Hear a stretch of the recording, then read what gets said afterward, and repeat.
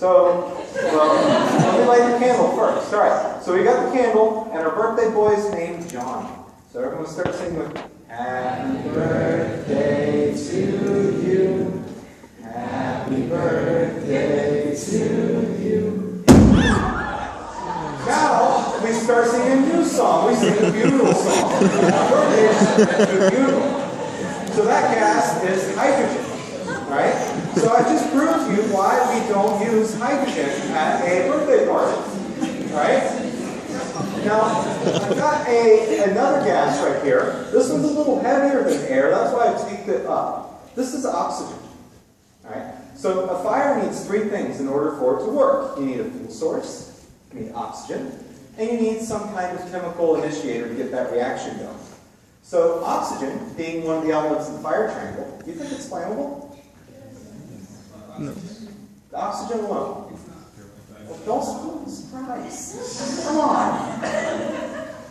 All right, so normally he said, but so you see the old people on their wheelchairs with the oxygen tanks, and you know that they're not supposed to smoke with those things, right? So obviously you would think that oxygen is flammable. You don't want to smoke with that, because if you take a spark and it goes into the tank, now you are a driving missile. So we're going to assume that oxygen is flammable. So let's get a little bit farther away. All right? And unfortunately, oxygen is not flammable. Not alone. And the reason it's not flammable is because we don't have a fuel source. Hydrogen was a fuel source. There was no oxygen in that balloon. But as soon as I put the flame up to it, it popped that balloon.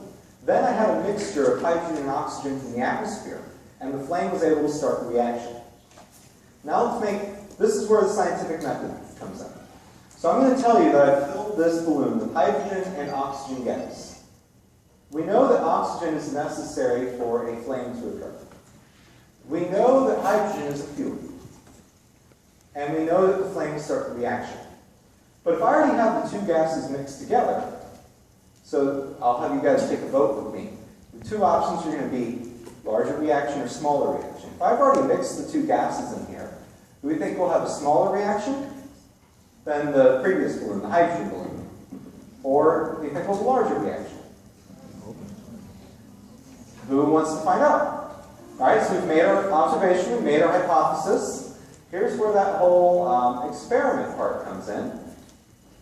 And then we can draw a theory. A little farther away. All right, we may or may not want to cover your ears. By may, I mean.